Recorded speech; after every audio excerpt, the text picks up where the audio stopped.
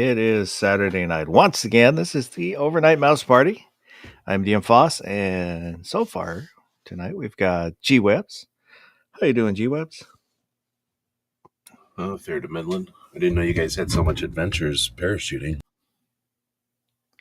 Well, it's kind of funny when I'll do the intros. I'll do a batch of them at a time, and so I don't remember.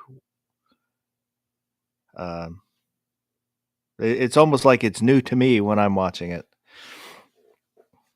so I don't remember which one is which. If you have your Get staff do your intros, then they're always new to you. well, we're short on staffing, so. You should have the bracket department work on intros since they're always busy. And Gizzard Gary, how you doing? You missed a perfect opportunity. You should have said, speaking of short, here's a Gizzard Gary.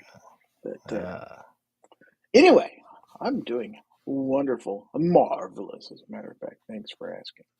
And Well, it's good to glad hear. to be here, man. Glad to have you. See if I remember anything that I wanted to talk about this week. I'm still a little groggy. Woke up a little later than normal. Usually I like to come out here, I don't know, an hour-ish before the chat, kind of set stuff up, listen to music or whatever, and but we'll get there. Huge metal all the way up until the beginning of the show at top volume, so the whole neighborhood hears it, so that you can get pumped for the show. No, usually I'll listen to actually 70s and 80s stuff. Today I was listening to a lot of Elton John.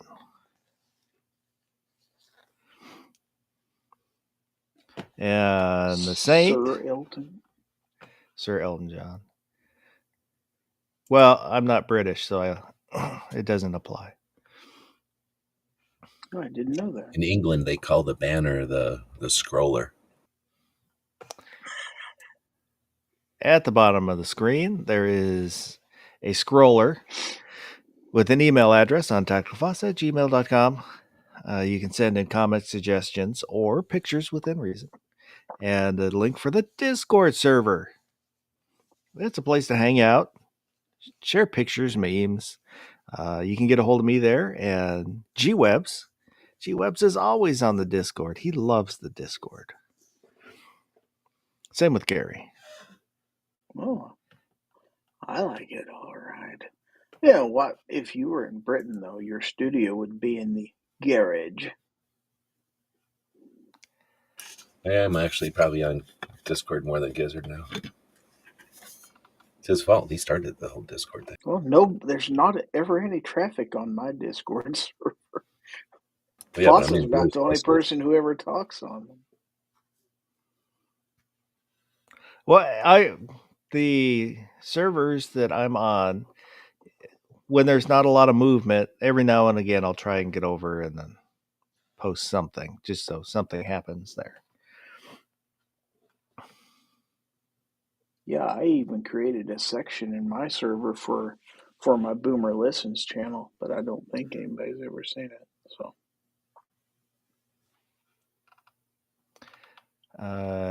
So far out there is Vulcan Rumble is here and waiting. Gizzard Gary, DJ Play Nice, the Saint. Thank you for reminding me. And I think that's everybody that said something so far. Well, the Saint just marched right in here, didn't he? Oh, when the Saint comes marching in. I want to be in that number, that's for sure. And Vulcan Rumbles, did you see the announcement on the X4, Gary? I did. He's talking about flashlights. It's flashlight code. Oh. Oops. Last weekend, I went to the range Sunday morning on the Vanessa Kitties out there. Good evening. On the Easters. It's kind of nice to go on the holiday because usually there isn't anybody else there. There was a couple other people there. I was a little bit surprised, but when I got there, there was a range bag sitting there full of stuff, and I didn't want to touch it because it's not mine. A little while later, there was a guy, and I think it was his grandson was there, and then a board member for the range showed up. And so I mentioned, hey, there's a range bag over here that somebody left. It was here when I got here. And the board member came over, and I hadn't seen that underneath the range bag was a little sign that said free stuff. And he said probably what happened is somebody passed away. He said that every now and again that this will happen. A member passes away, and then I'm guessing a family member of theirs will bring their stuff up, so if people can use it, and they can have it. And he had a set of 10 millimeter dies, and I grabbed those, but he had. You would guess it was an older person because he had like stuff for 375 HNR, 32, and I it was kind of interesting that was the first time I had seen it. I trying to think how long I've been a member. The range, at least 2 years. I used to volunteer at the county range and never had that happen, but it was fairly common for people when their families would find out about what they do, and then they'd have an intervention, and the 9mm shooters, they would often take their stuff and hand it out to other people so that they'd learn a lesson. Well, I can tell you that the 9mm shooters and the 22s, people who shoot the 22s, don't like to pick up their brass. Well, 9mm people feel it's above them, and they shouldn't have to pick up brass. That someone should be picking it up for them, so they never pick it up. They're very lazy people. Is when I went. Oh, one of the reasons I went was to try out the Lehigh Extreme Defense rounds that I hand loaded, and I only loaded like 18, I think, just to make sure they'd run in the Kimbers, and they ran fine. Shot really well. I was really happy with them, but I will usually try and pick up brass that I see while I'm there, and I ended up with twice as much 9mm brass, and I didn't shoot any 9mm, but I ended up with twice as much 9mm brass than I did 45 ACP. There was a few 45 ACPs brass that were left, some 10mm and some Tokarev. I found 2. That's also something I like when I find calibers I don't have. Then I'll pick it up and bring it home. I've got some Tokarev. I've got 45 Colt that I found one time, and some 32 that I've found before. Can you imagine people reloading 32? Look how little that is. it's probably cheaper than buying it. I think you can reload 25. I would think so. I've never seen dies. I don't know anybody do it, but I feel like it would work if you had this tiny little stuff. Probably 9mm reloaders can reload 25 real easy. They're used to holding little tiny things. But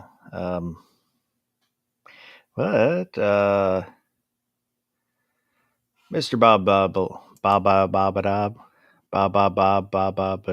Delina is out there. Isn't it true that if you have a bullet or is given of a given caliber, you have to buy the gun to shoot that caliber? Mm-hmm. Unless you're a savage, unless you don't feel like paying attention to the rules. I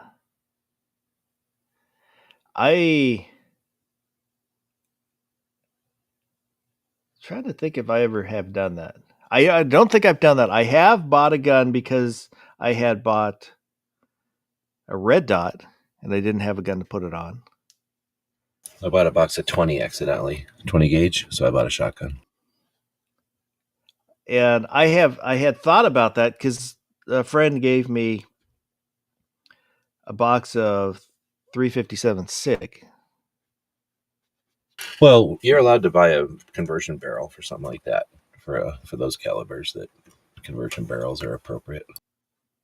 I had thought about that, but I couldn't really find a conversion barrel for any of the guns I have. Ouch. So should have gone Glock. Should have bought a Glock. I was gonna say, you don't own a Glock? Come on, man. Mine's 10mm. Nobody remembers that. I should have had a V8 commercial, but the version of it now would be I should have bought a Glock. Well, I had considered because I've got the 2 SIGs. One that's together, and then the X carry, and then the X compact, which I still need to get a slide for in a barrel. I had considered doing that in 357 SIG, but it's easier just to keep it 9. There's more parts available, more options. Seems like an oxymoron. Yeah, but I don't know. I've had to put that off because I'm trying to finish my LR308. Well, what you don't realize is, of course, 9mm is easy. That's what they made it that way because you're not having to go to any trouble to shoot a real caliber. So, I mean, there should be a little bit of pain and discomfort involved in moving up to. Well, you're a recoil junkie. You're gonna love 357 SIG, although the recoil ain't much. But 9mm being a European round, it's kind of the lowest common denominator. The goddamn bacon is out there. It's a caliber you'd expect to be made by people that take like 3 or 4 months off for vacation every year.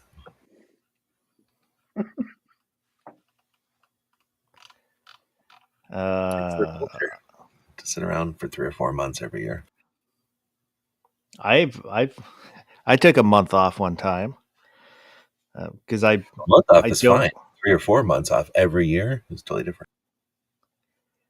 Well, since I don't really take vacation, I had like 350 hours of vacation that I needed to burn. So I just took a month off. And then while I was gone, they fired half the night crew and almost fired the one other guy that was left.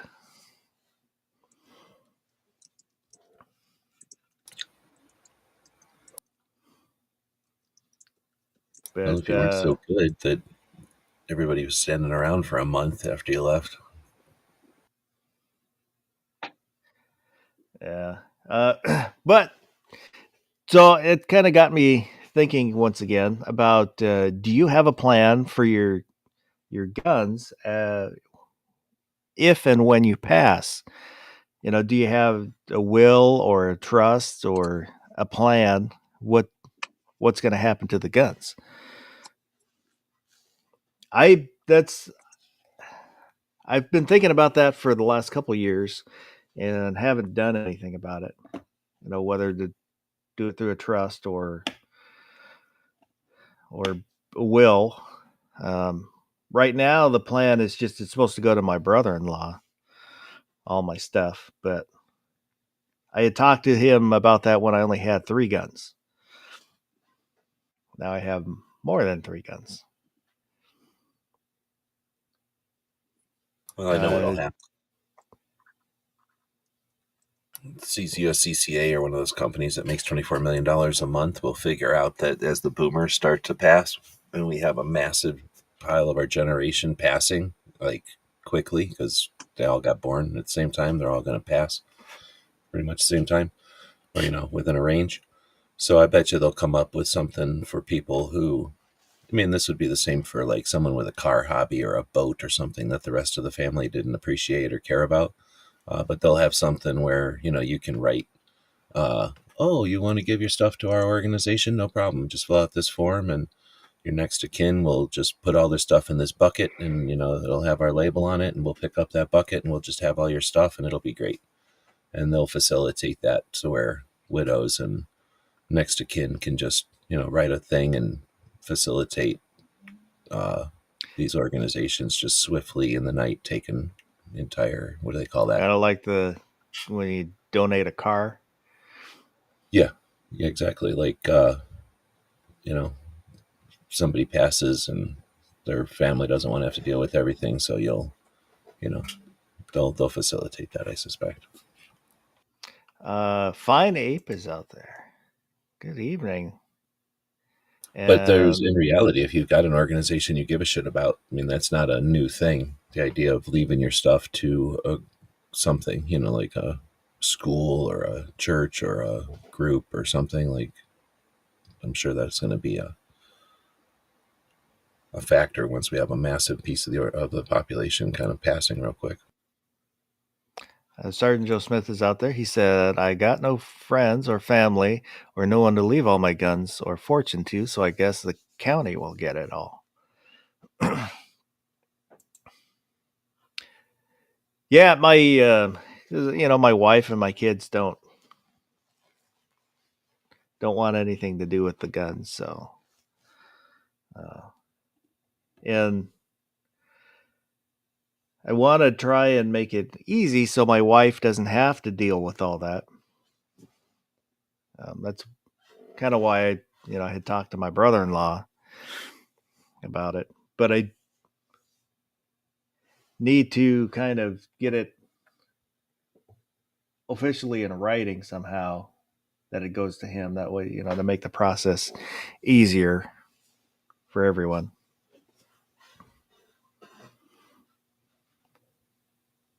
What about you, Gary? My daughter has been after me to write a will, but I never have done it yet, and I'm probably at the age I should. Right now, I don't have anything set up, but my intention is for everything to go to her. Yeah, I've wanted to consult with a lawyer to figure out what would be the best way to do it, but lawyers cost money, and that's money I could spend buying more guns. That's true.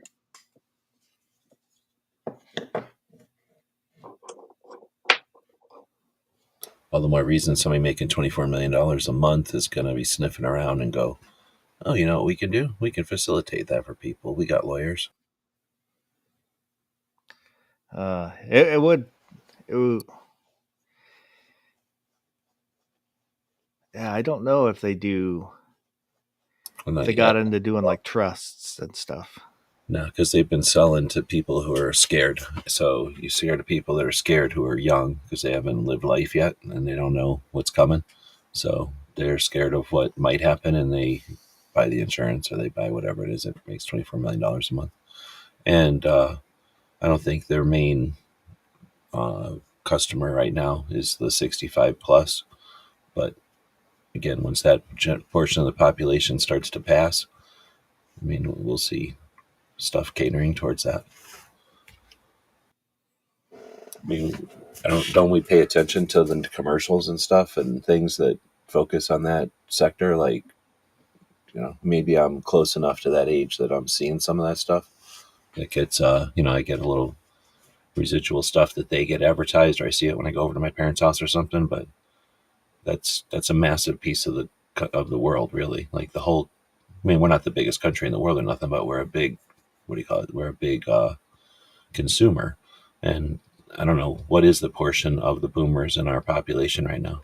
I could ask a robot, I guess. But you know what I mean? Like that's a percentage of our population that won't be here in 5 years or 10 years. That's yeah. The Saint said online template will cost online template and will cost $50 to $100. More complex as a lawyer, $300 to $1,000. I think about that where, because I'm getting up there in age now, where just in the gun community, I like to see younger folks come into it and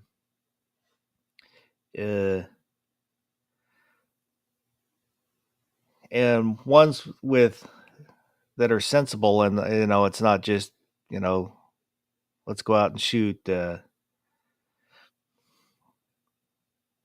washer out in the woods, the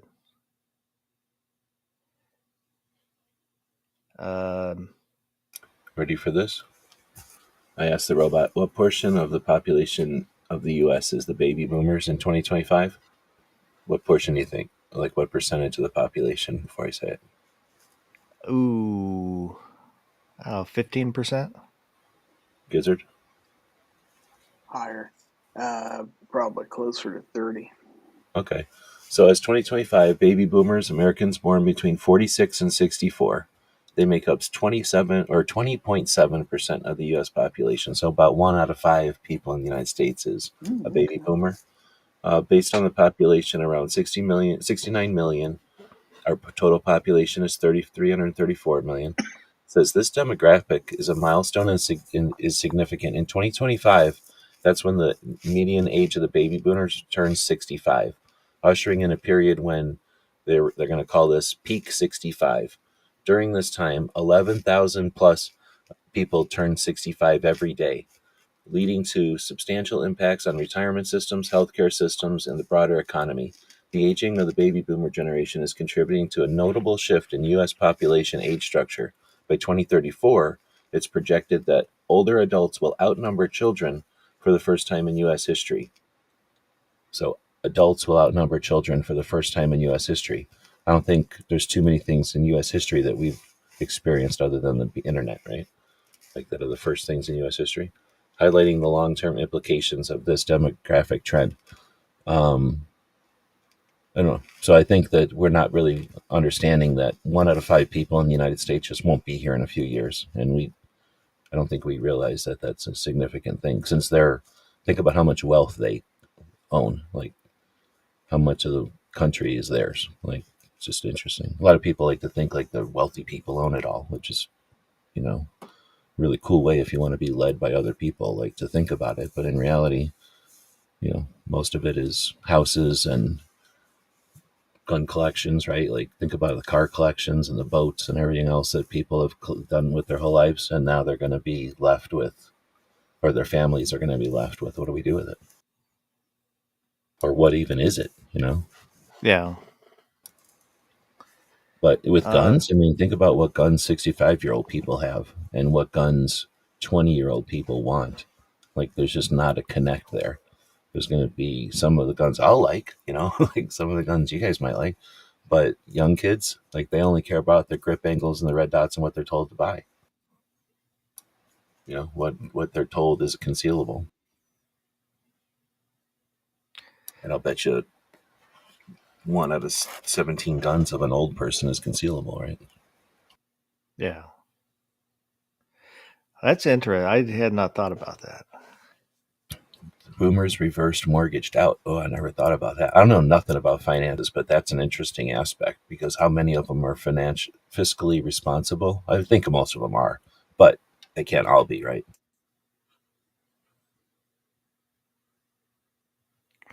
Think about the surplus market, like this, or I should say the milsurp market in 10 years. It's going to be on its end, like flipped over. Like it'll be a whole nother, I don't know if that's called a swell or like a whole nother resurgence because, 5 years from now, 10 years from now, what will the gun shops look like? Right now, they're probably pretty they're probably pretty void of milsurp guns. At least last time I was in a gun shop, I barely see milsurp guns compared to back in the day.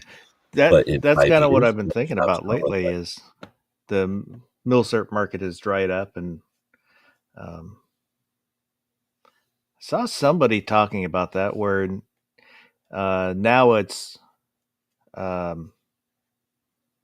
the police trade-ins rather than milsurp is the thing.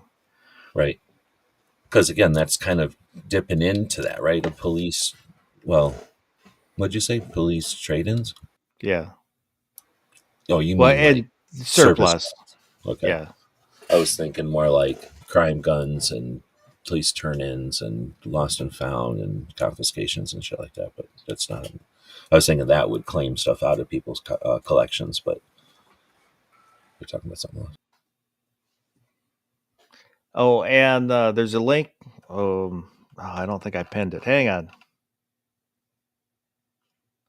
Let me pin the link for this week's poll. If you have not voted, head over there and vote. We'll take a look at that here in just a minute. The goddamn bacon said Foss is waiting to get one of those Seattle PD M4s. I take it. M4s, like an AR carbine. Yeah. Who made those? I don't know. That'd be interesting. Are they really getting rid of them? I don't think so. No. The Saint said SKS. Baby. Well, that's what I'm thinking too. Is I don't think about it too much. I'm just thinking about it right now. But if a bunch of the boomers start, or as the boomers start to age out, I mean, I wish it wasn't going to happen, but it is going to happen. As they age out and pass, they weren't necessarily collecting milsurp. They just owned milsurp. You know what I'm saying? Like, at least in my experience being around on the internet, the people that were interested in milsurp were my age and younger. And we're talking about people that are my parents' age. So as they age out, like their collections are going to be hitting the markets, but they didn't give a shit if they had a sniper Nagant. They just owned guns. And I don't even think they talk. I mean, at least my experience being around old people, they don't even talk about their guns to each other. Like, we talk about our guns and we share them and shit. Old people just have them, and I don't know. Like, they don't give any kind of a shit about them the way we do. I don't know. Maybe the way they acquired them or something. They had to live through wars and shit. They don't they have a different appreciation or different. They have different significance in their lives than we do. But yeah, I don't think we're gonna see necessarily like complete collections that are documented with like a YouTube video that talks about all the pieces and how he acquired them. I think we're just going to see a lot of loose, what's the word, specimens hit the ground, and it's going to create a collector's market that's super fun because we got the entire, it'll happen on the internet. It won't be like it happened and then the internet joined it, like what sort of happened the first time around. Because like the end of the 90s, there was still milsurp on the shelves and the internet started and everyone started to talk to each other on the internet, and they're like, oh wait, that Nagant I seen at the store is actually worth $200. I'm gonna go grab it. Now there's no Mosins on the shelves anymore. The Vulcan Rumble said that was Biden that will change. What does that mean? I don't know. I'm not sure. Like the reverse mortgages? No.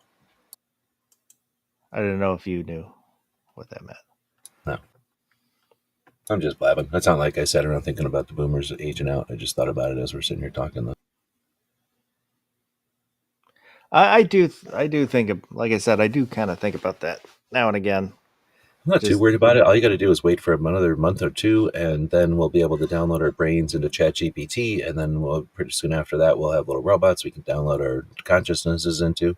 And technically, our meat sacks will be gone, but we'll still own property, and I'll run around with my robot body protecting it, poking at it, and whatever. yeah, I went round and around with Grok today. I got it to admit that it will be deceitful, while it denied that it can be deceitful. You have much different conversations with your robot. Well, because I got to where I almost got it to admit it, and then my phone died. The battery died. So it blanked out, and then it doesn't retain any of the information from any previous sessions.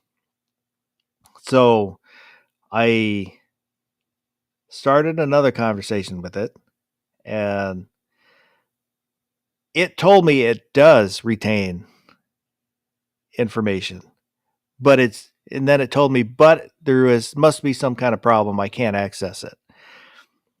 And so I went at it because it had told me previously that it does not. And so I kind of kept poking at it, and it admitted that it does not retain any. And I said that it was being deceitful because it told me it does, but it had already told me it doesn't. And it told me, yes, you're correct, I do not. And then later in that conversation said that it was not meaning to be. It just worded it badly because it does retain.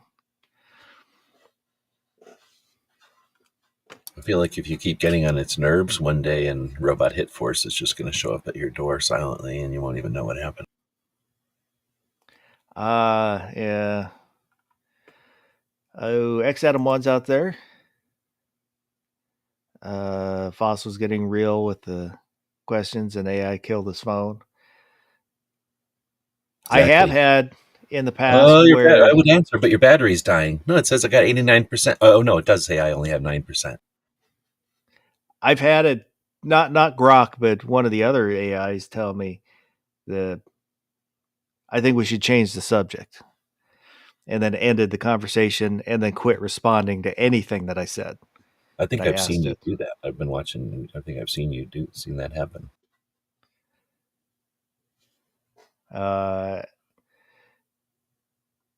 Maybe that has something to do with the fact whenever we try to search for FOSS on the AIs, it doesn't know who the hell you are. It refuses. We don't acknowledge that human. S-Man, hi all. Did you talk about the new gun permit coming to Washington State? Do you think it will be overturned in the courts? We have not talked about that, but we will talk about that here in just a little bit. It's on the docket. I don't know why you voted for it. I guess you love it. The goddamn bacon said I can't unsee the three of you as Futurama heads now. The heads in a jar. If you had that little pug's head in a jar, he would have to be next to somebody so he could sniff them all the time and lick them. You'd need a special jar that he could lick out of. It's a big part of his life, licking things. Well, why don't we go take a look at the poll? Somebody said something about the poll earlier. What was the poll? Well, let's take a look at it. The poll, was how well do you handle adversity? I roll with the punches. I improvise, adapt, and overcome. I melt with the pressure, or my blanket is a force field. Nothing can touch me. 65% said I improvise, adapt, and overcome. 18% I roll with the punches. 13% my blanket is a force field. And 4% I melt from the pressure. And Brooke Cheney said, honest answer is all of the above. Some days I need my blanket. Chris Lang, adapt, overcome is pretty much my motto. The goddamn bacon said if we don't know what we're doing, the enemy certainly can't plan against our actions. Hashtag chaos is my friend. Guns and water, adversity is life. When adversity stops, the worms move in. Gizzard Gary, I didn't see the option. I panic, overreact, then gather myself together just in the nick of time to resolve the situation. So I just picked one of the options. Let me refresh it here, make sure there weren't any newer comments that came in. Yeah, newest first. DJ Play Nice just gave us the shaka. Sergeant Joe Smith, I crush anyone in my way. X Adam 1, I'm a survivor, like a damn cockroach.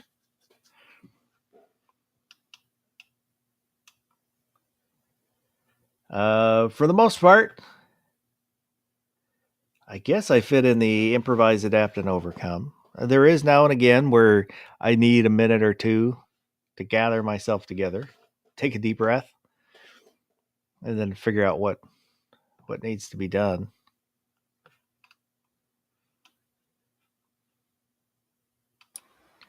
What about you, Gary?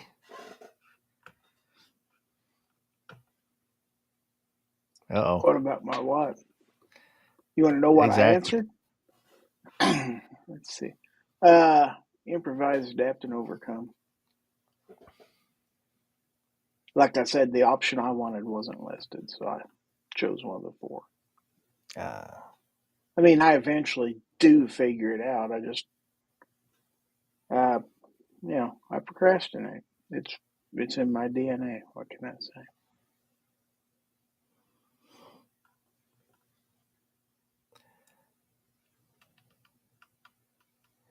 For the most part, there's not I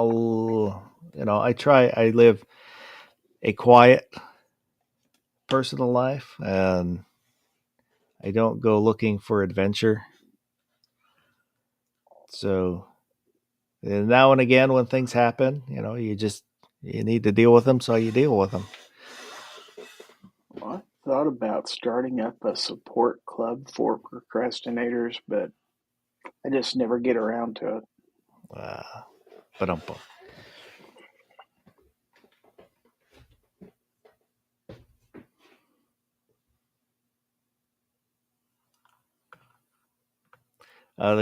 The goddamn bacon said you didn't see your options, so you improvised, Gary. Exactly.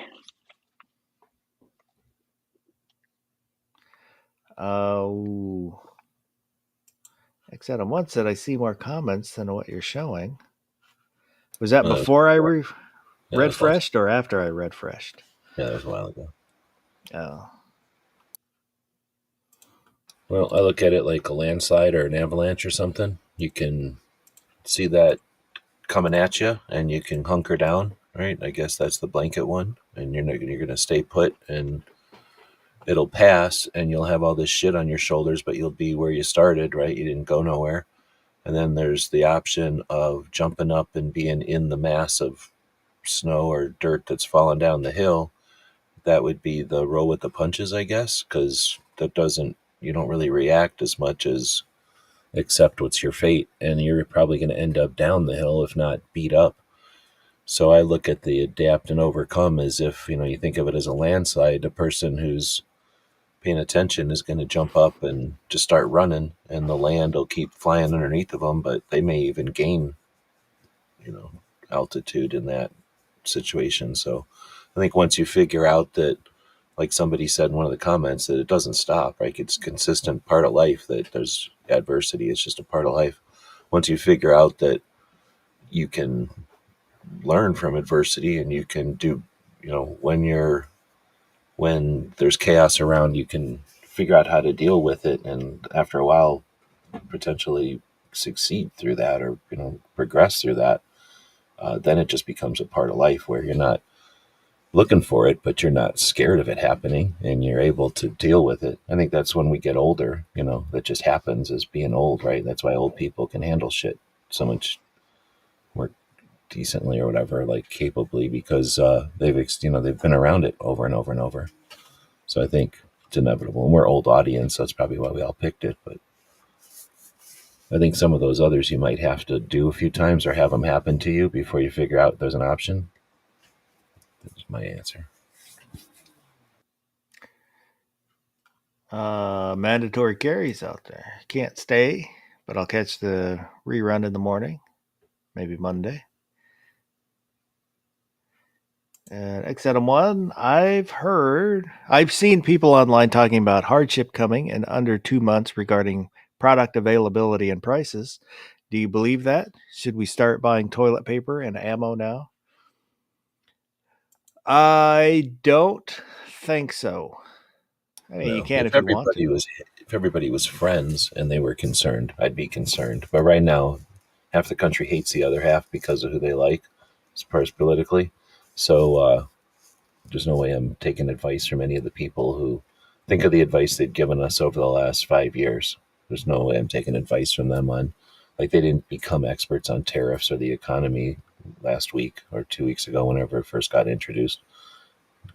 Their suggestion that the economy is about to fail is political reaction. It's not insight. At least that's my opinion. Yes. And like the tariffs and stuff, that's all just being used for leverage. And because you see where, he had the list of, Trump had the list of tariffs and going to everybody. But then that was the leverage to start the negotiations. So I'm going to punch you in the face, but why don't we sit down and talk before I punch you in the face? And the U.S. is such an economic powerhouse that most countries are going to want to sit down and hammer out something before it gets bad. China, I'm not sure. I've seen news reports and it's kind of all over the place. So I'm not sure where China sits. But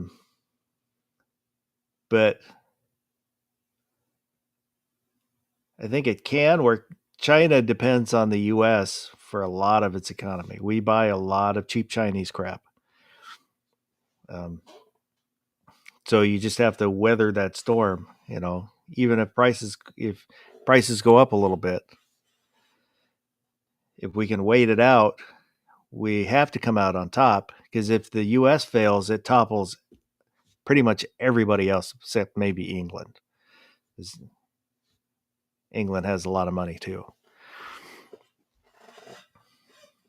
But I am not an economist. I am poorly educated and barely educated. So,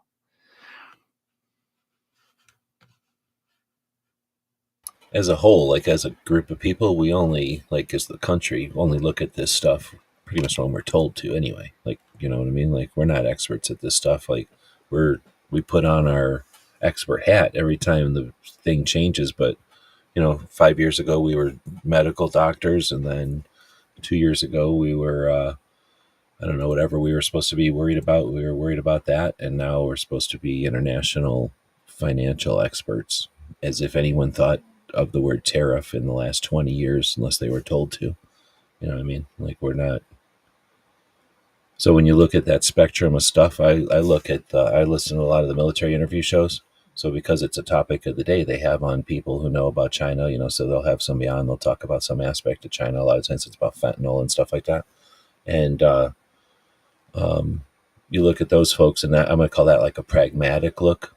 I don't think they're like, if you had like Rush Limbaugh or one of those like super conservative people, like they'd have people on who are like probably saying like, China's out to get us. China has the ability to get us. Like, there's enough military age people in China to get us, that kind of thing. And then you got the other side where they're going to be like, oh, communism's awesome and China's really pretty good. Maybe we should just submit to China. Maybe we should just give everything to China. Like there's that spectrum. So I think the people in the center are the ones to listen to, and they're usually going to look at China as being, because they're communists and they got one ruler, and that ruler is there for life, like their timeline, their time frame, whatever you want to call it, like they could sit, he's got 40 years to do things, right? Like he's got a long time. He's worried about his legacy, and China's been around since way before most countries, right? So they look at stuff on a very long time frame.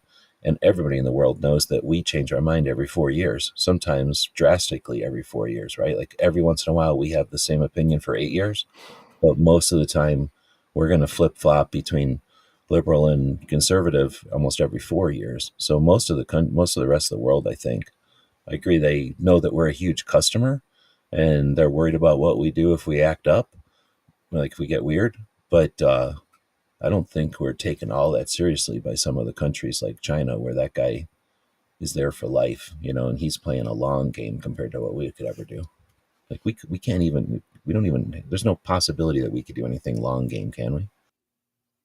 I mean, real long game, like generations long. Uh, I mean, except for being like moral and the way we are, like there's nothing that we've done for an entire generation. I mean, we're pretty all over the place. Like we kind of zigzag. The site said prepping prepares you for lockdowns, job loss, inflation, shortages. If nothing happens, your retirement will be smoother. Not seeing any downsides. I Well agree. said. That's an excellent point. Because I don't consider myself a prepper. I've got stuff mainly because we live in earthquake zone, so there's always a possibility of loss of services. So I've got over there. There's supplies and extra stuff, and just to carry us through if you can't get to anywhere.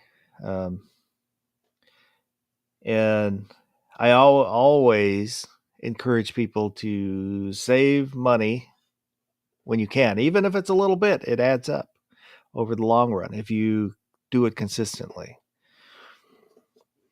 Do you count prepping having a key to the back door of your place so that you can run over there and grab stuff?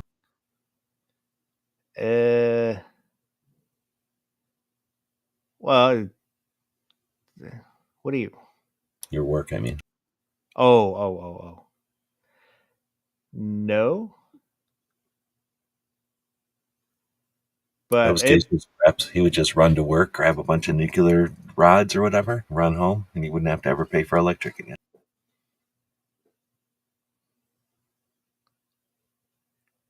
It's like he's got the glow sticks that glow forever.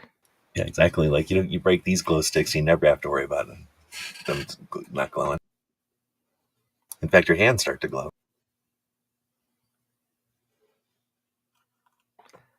The goddamn bacon said they'd have to get here first. I don't exactly have the highest faith in their navy. I don't think that they wouldn't look to invade. There wouldn't be a Red Dawn. If China wanted to get us, they would send in a bunch of operatives and take us out strategically. S-Man, modern China has only been around since the 40s. I agree. Is that communism? Is that Mono China? Or is that something else? I think that's what it means. The goddamn bacon said, man, I almost forgot about those earthquakes we had here earlier in the year. One right in my old town to boot. And X Adam 1, so what you're saying is I should buy, Quartzen Summit rifle and Oryx chassis for it. Do what you want to do.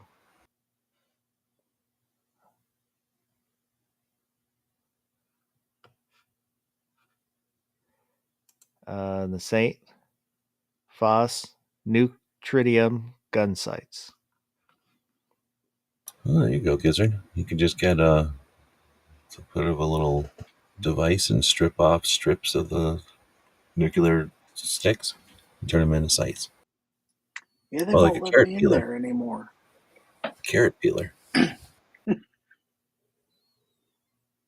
Would it work if you just rubbed the rod on stuff to make it glow? That's a good point. It's like magnetism. You rub it on stuff and it wears out. It transfers its energy to it. This is sounding more and more like RedTube. I tell you what. You got to know where like there's just the big piles of half-empty ones that they put out back or whatever. That's the thing. You don't have to get a brand new one. You give them empty, half-empty ones. There's probably a big bucket of them somewhere.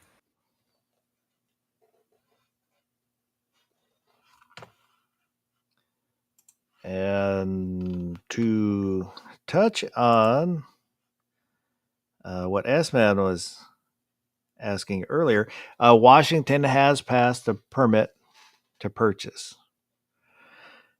So now, well, not right now. I'm not sure if the governor has signed it yet. I hadn't seen it if he signed it, but he most likely will sign it. Hopefully G-Webs will be back here in just a minute. He probably will sign it, as he has had his hand in all the anti-gun laws in the past, in the recent past. He was one of the big forces pushing 1639. He is very anti-gun.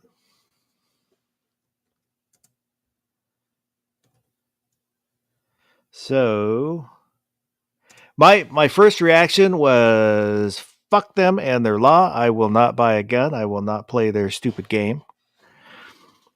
And the more I thought about it, that's their whole point, is to get people to stop, to make it harder for people to purchase firearms. I was going to say, you're playing right into their hand. That's kind of what the conclusion I came to. So should I continue buying and try to buy more? Yeah, always try to buy Well, more. Certainly when they do some dumbass like that and then it passes, they're going to eventually go 2 years from now, say, and then gun sales dropped by 89%. So is that a catch-22? But it's like, it's a fucked up situation to be in. Like you say, you either have to do stuff to prove that was pointless, or it goes along with them almost.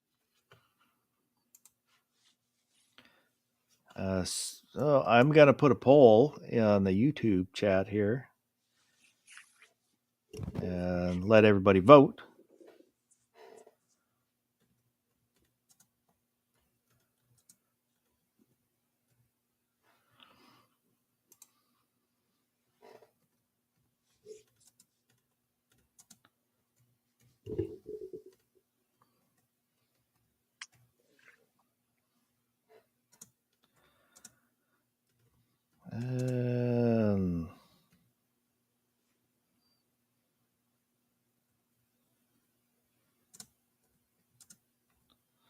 Oops.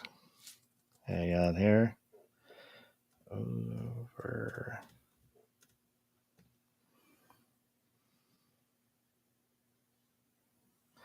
All right. So the question is, what should I do? Don't play their game, buy more guns, or wait for SCOTUS. Save us. Which, who knows if they will or not. Like I said, my first reaction was don't play the game. And then I started thinking that lets them win. It's kind of like with the suppressors. It's a little bit different, but I didn't want to play the game. I didn't want to do the paperwork. So I held off. I did end up getting one. But then I thought, because I was thinking, well, I do want an over-under shotgun, so maybe I'll try and buy that before the law will go into effect 2026. I think like May-ish. Because they were going to have it go into effect this fall, like August or October or something like that. And then the House Senate pushed it back, and it's probably because there's no way they can get their shit together to implement this. Even though they always say, "Oh yeah, we can pay for it, we can fund it, we can get it all organized," which there's no way they can, and they don't care if they can or not.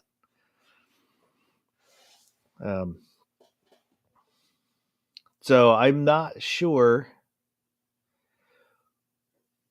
what I'll do, if I will hold off or continue as I normally do, or try and do more. The permit requires training and live fire included in that, and it's good for 5 years. Then you have to redo it.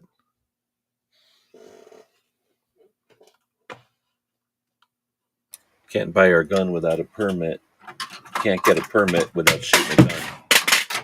That's not illogical. Oh, the Saints said delayed till 2027, May of 2020. So I guess it was not going this year. It was going to go next year, but then got pushed off to 2027.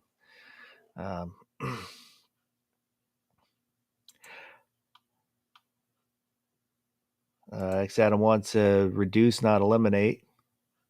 That's going to be his loophole.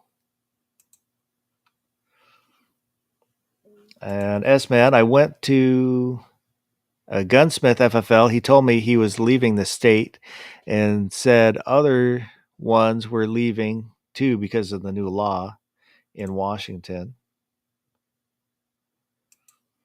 I understand the sentiment, but this, for the foreseeable future, this is where I'm going to be. So I'm going to push back as much as I can. Vulcan Rumble said buy a caliber exchange kit for the FCU.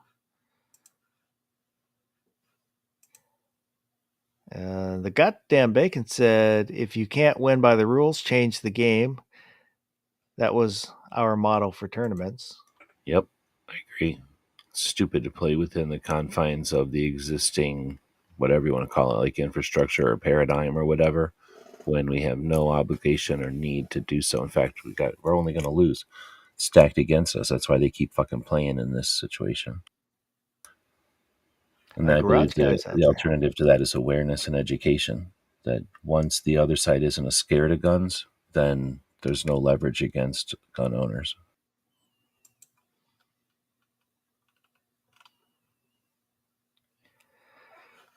Oh, let me...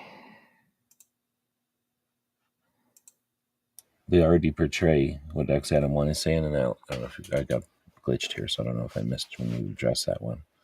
But they already do that to some extent. When they characterize CCW as a license to kill and shit like that.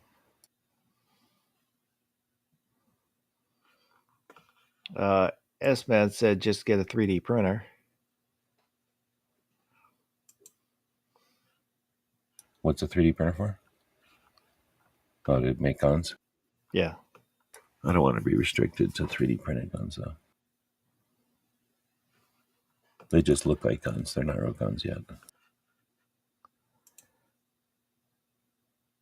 So I went ahead and ended the poll. Oops. Come on. What did he tell you to do? What are you going to do? 87% said buy more guns. Ouch. 12% said wait for SCOTUS. And nobody said don't play their game. But it's only 8 votes. So it's a small sampling of the community.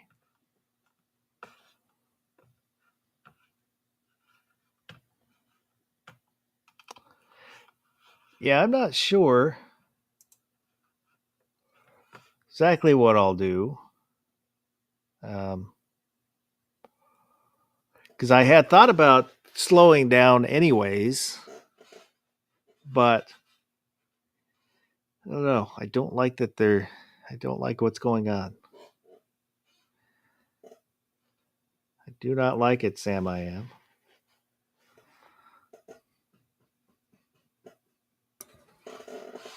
Oh, you want to see what I'm playing with right now? Sure. You know what this is?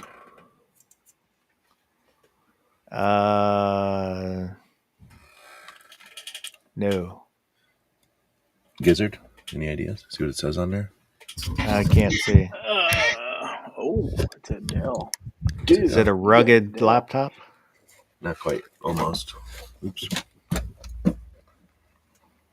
It does have a kickstand on the back. 2 batteries.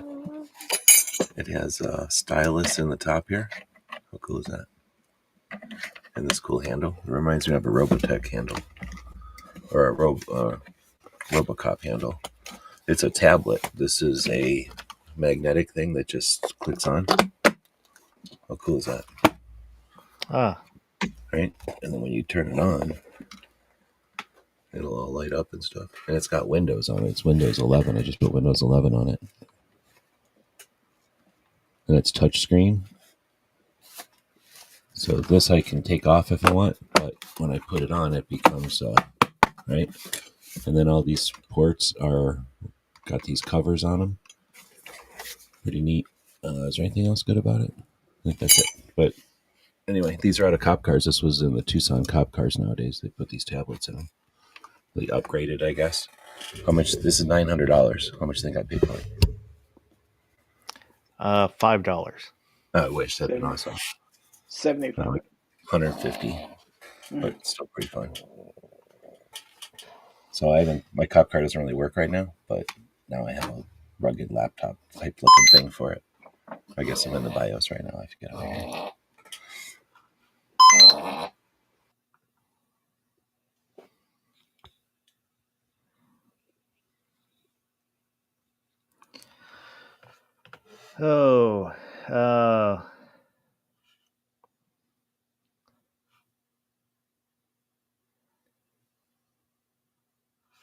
X Adam 1 said he lives in a van, so he probably stole that laptop.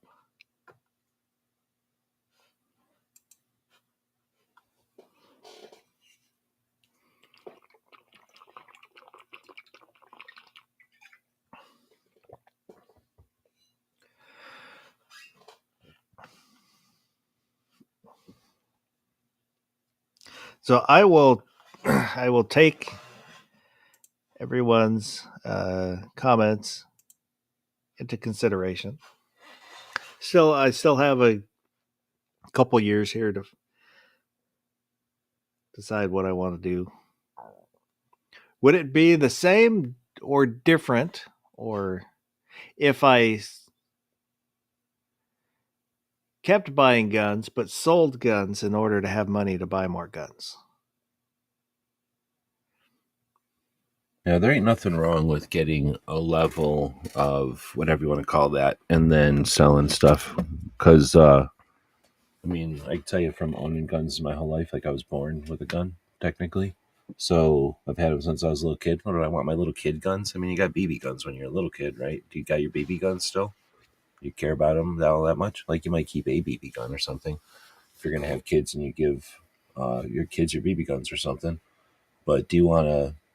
You give your kids your BB guns, is that like the only BB guns they're going to get? Or are they going to also buy them airsoft and, other BB guns of their own? So they can start making their own memories with their own stuff. Like, you know what I mean? Like, guns are cool and everything, but are we supposed to keep everything we've ever touched? It sounds good when you start collecting when you're 30 and you're like, I only got 12 guns, so I'm going to keep every gun I've ever got. Say that when you have 120 guns and you can't even remember the first 13 of them anymore. Well, not the first 13, but you can't remember 13 out of the middle. When you're opening up your safe and you're like, oh shit, I forgot about this one. And then you're digging around a little bit more and you're like, oh crap, I forgot about this one. When you can forget about 4 guns in your safe, in your safes, then start telling me about not selling guns. So yeah, I'm all about selling guns. Plus, what good are they doing anybody in your closet? If you're into, I don't know, like trap shooting or something, right? And you buy a pump shotgun for trap shooting, and then you buy a auto because you think that's cooler or something, because you go over to 5 stand and everybody's shooting autos over there. What's that pump doing for you? But you could sell that pump, right, to a shop, buy something else that you like nowadays, and now somebody who's into shooting can buy that pump for, half the price than buying a new one. So I'm all about selling guns. I know that's a cool, or it's like an unpopular thing on the internet, but I still say go ahead and sell them. Baron SVG is out there. He said never enough guns.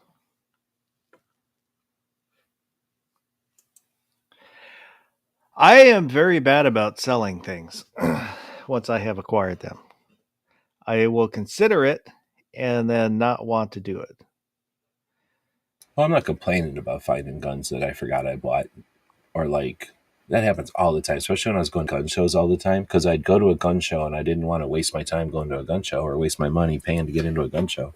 Although, if you're smart, you can get into gun shows for free. But so I would buy guns, especially when I had money for a while there. And so I've got ones that I bought on a whim or I bought because they're a good deal. Clover talks about all that all the time. Like, I definitely own guns that I don't even like that much, because if I can get a gun for $100 and I know it's a $500 gun, I'm not an idiot. Like, I don't have to like the gun to not like, I mean, I like $400 more than I care about owning a gun I don't like. And unless you turn around right away and sell it, which isn't always a good idea depending on circumstances, you know what I mean? Like, sometimes you sit on it because, yeah, it's worth $500 in hunting season, or it's worth $500 when these are cool again. So, you know what I mean? You might sit on it for a little while before you realize any money on it. In which case, anyway, like I say, when people only own 10 or 12 guns or 30 guns or something, it's real easy to say, I'm going to keep every gun I've ever owned. But talk to me again when you got over 100 or two I safes. almost bought an over-under shotgun at Cabela's. In their gun library, they had one for $200. I don't know what it was, but it What? was only $200. There can be bad over and unders, but the worst over and under like has two triggers, and people don't like two triggers, or it has like two hammers, and you don't like, or something, they don't have hammers, but you know what I mean. Like, it'll have some feature that people don't like, but there's no over and under shotgun that's bad. That's not worth $200. Like, I've never even considered it over and under less than 400 being like a no brainer. I didn't buy it because I was there to buy other stuff, and I wanted to stay on task and not get sidetracked. Have you shot at over and under before? No. Gizzard, have you ever shot over and under? Oh, yeah. Okay, so you know the difference. Like, there is a big, big, big difference. I was like, until I first shot one, and then I'm like, okay. I mean, it's like a motorcycle with a sidecar or not, or something. Like, there's a big difference with an over and under.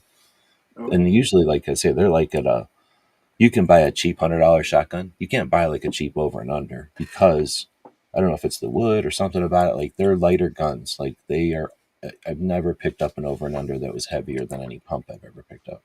So, I mean, I can't even think. I've picked up a few lightweight pumps, 20 gauge Remingtons or something, that look big but don't weigh that much. But over and unders like are feathers. Like, I don't know how they make them, but they're all hollow or something. So they just are so much different to shoot. So anyway, that's said it here. I wish you would have bought that thing. Yeah, because you go back and get it and then bring it to Thunder on the Prairie. You probably get more than that out of it. I mean, I'm not a big shotgun guy, but if you are shooting shotguns, especially at moving targets, over and unders are worth a shot. I don't know. Is there anybody that's ever shot an over and under and didn't like it? I just think that price wise is out of people's reach. But I think if people had a choice, if they were just sitting on a table, I think everybody would pick an over and under for when things are moving. Well, and that was kind of the next thing I was looking at, is I want a 20 gauge over and under. Yeah, I would take that. But I was looking at getting more powder and reloading stuff, because the powders are starting to disappear right now. That's always temporary. It's always a market thing. Well, I want to have enough where I feel comfortable and I'm set. So if it disappears again, I don't have to worry about it. And I've kind of the powders I have are good for a bunch of different like calibers, and now that I want to do the shotgun stuff. Well, it's easier said than applied, but my suggestion is wait until powders are plentiful and then stock up. But don't stock up when they're expensive and they're rare. There's always a group, the reloaders. Look at them, Yeah. like their thirst for powder is unquenchable. So whenever it dries up, they immediately start hoarding because they'll never have enough, and then the companies have to buy it. So whenever it gets low, like the prices go up, but then it goes to the other side of the extreme, and nobody talks about powder when it's plentiful. But that's when you want to buy it. And when it's plentiful, it's all over the place. I don't, I'm happy where I'm at powder wise right now. I'm just waiting for all the shotguns powders have disappeared. So I'm waiting for those to come back so I can get the one I want.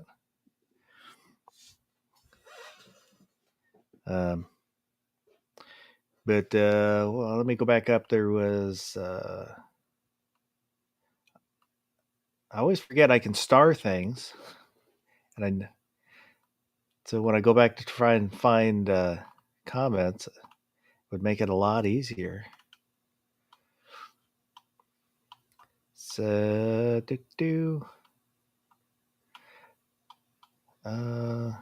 X-Adam1 was asking, what are your top 5 guns that you want to get before the restrictions and don't sell anything that you like that is kind of hard to get? Well, I don't have any super expensive, super rare guns. Mine are all in the budget range.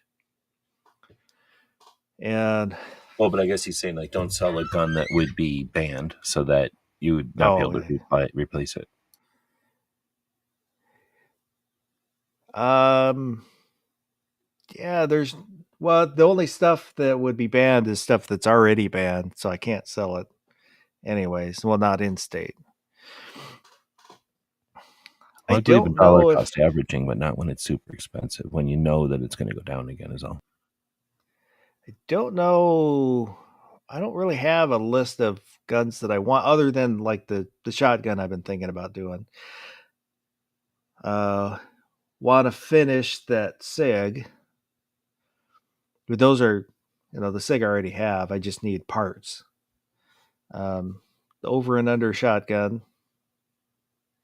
and there wasn't really anything else I was looking at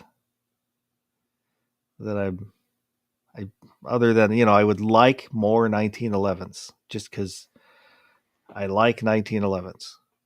Do you have a 12 gauge firearm? I've got the Security 88 12 gauge. That's a regular 12 gauge? Yeah, pump. But it's not a firearm, it's a shotgun. Yeah, shotgun. You know what I'm talking about? Like the ones that just have a pistol grip and they're... I don't know, they don't really interest me. Oh, okay. Yeah, they're like one step away from, what would you call it, like a novelty thing, I think. Yeah. They probably have some specific applications, like vehicles.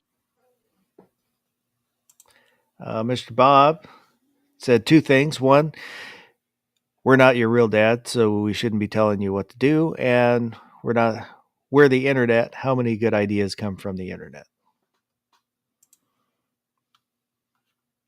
S-Man said, have you gone shooting at the Triangle Pit in Olympia? I have not. I have heard horror stories of the pit.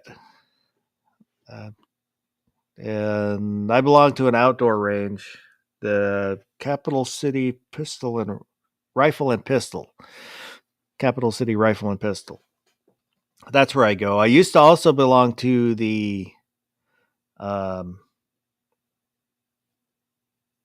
forgot the name. The indoor range in Olympia. The Glacier Club. But it's kind of expensive, and I wasn't going enough to justify paying $30 a month. So I dropped that and just go to the outdoor range now.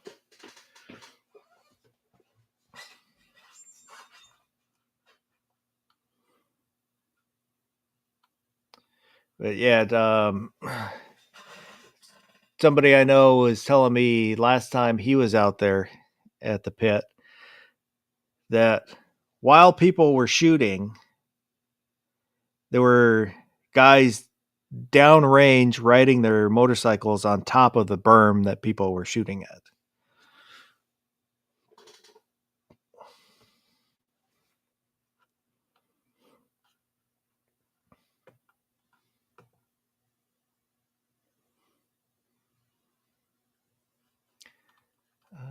Oh.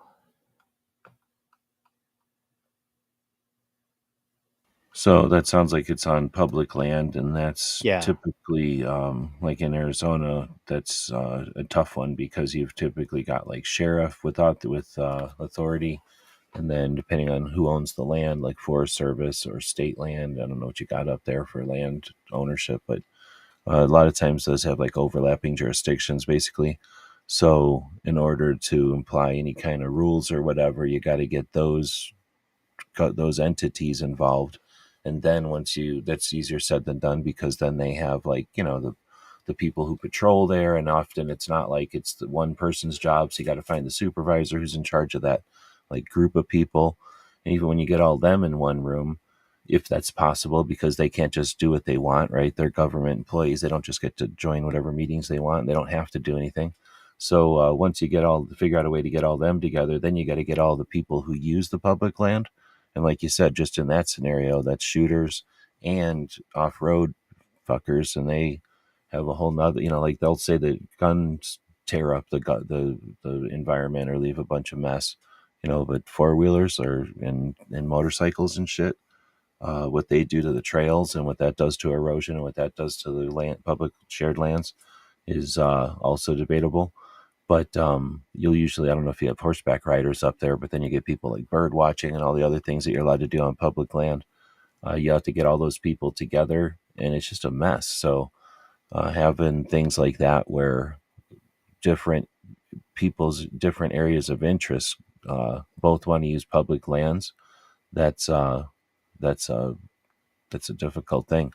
What we've done in Arizona, I'm not saying we've solved nothing, and I've been out here a long time, and we've got that situation, and all the, like, Tucson's kind of in the middle of four mountain ranges in some respects, even though we're not dead center in the middle of them. But in each direction, in north, south, east, and west, if you start driving, you'll hit mountains, and people use those mountains in all different ways. And the ones that are closest to town, we run into all kinds of issues with shooters and everybody else.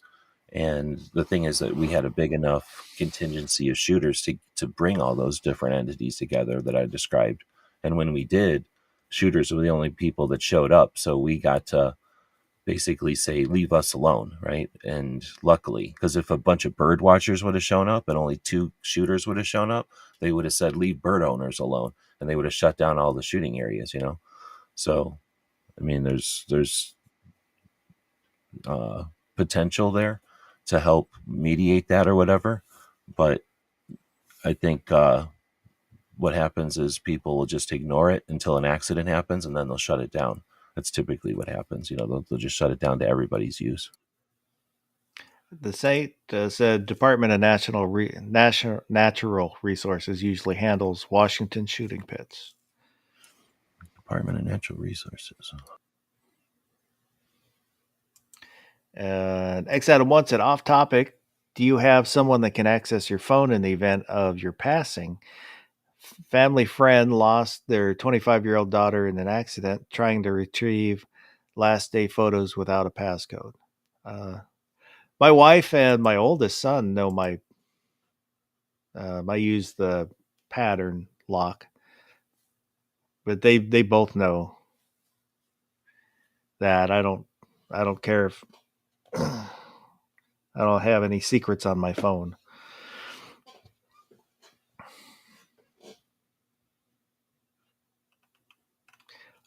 Is 3 people enough to do a bracket? Technically. You feel like doing a bracket, Gary? Sure.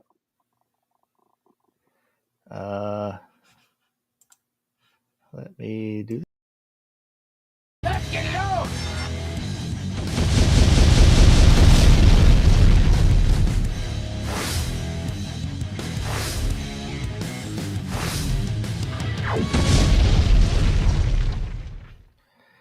So,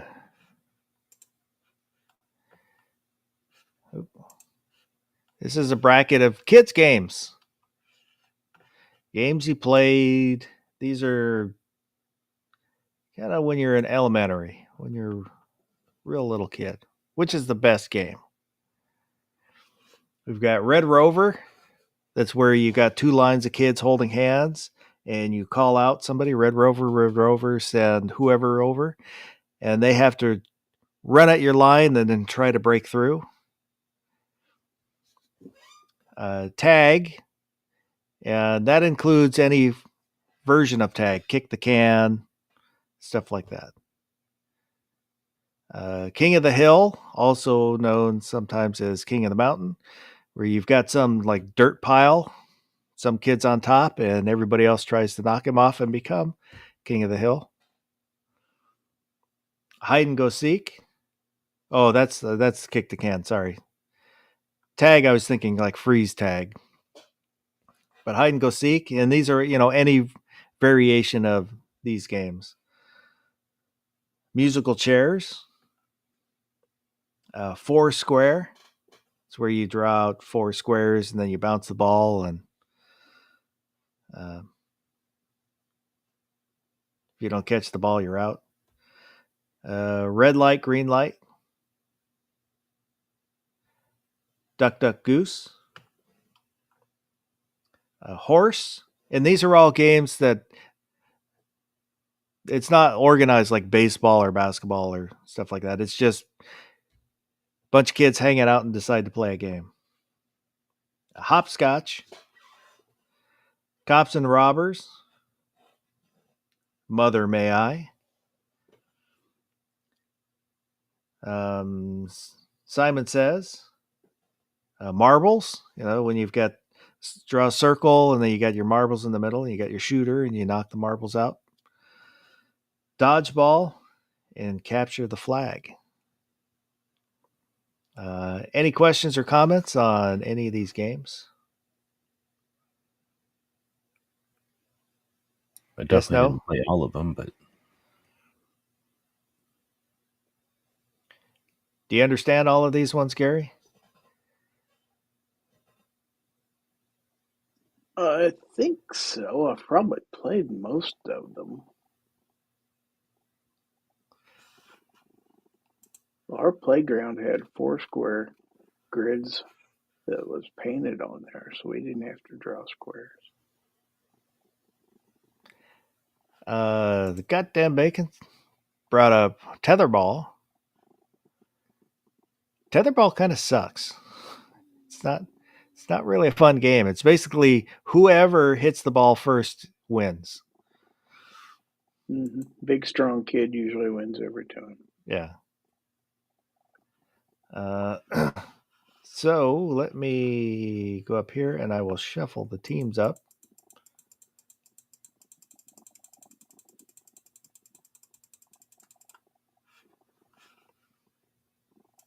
And the first matchup is red light, green light versus capture the flag.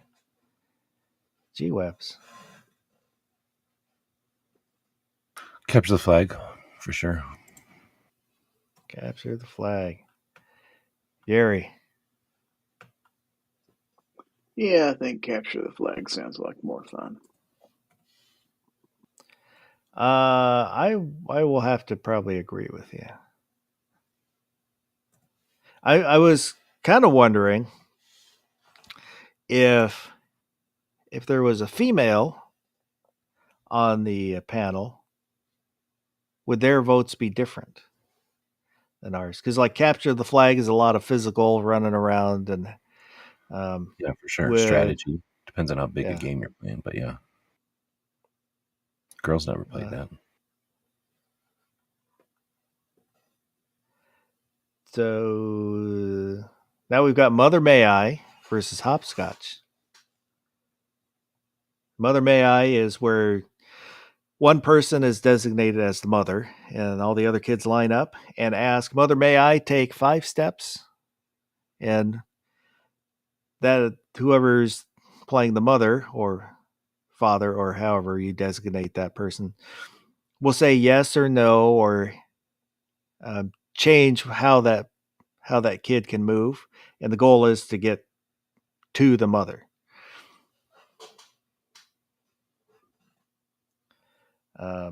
So G-Webs, Mother May I or Hopscotch? Get my mouse to work. I can't imagine playing either one of these. So, Mother May I guess. Mother May I. Barron said he just read the bill, the permit to purchase. What a big steaming pile of crap. Gary, Mother May I or Hopscotch? Hopscotch. Hopscotch. X Adam 1 said Hopscotch for sure. Mother May I is rigged based on who bribes the mother.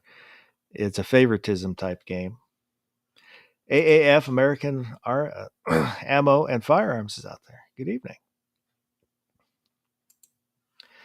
As a kid, I liked both. I did like to do the Hopscotch and Mother May I. I think I'm going to go with Mother May I.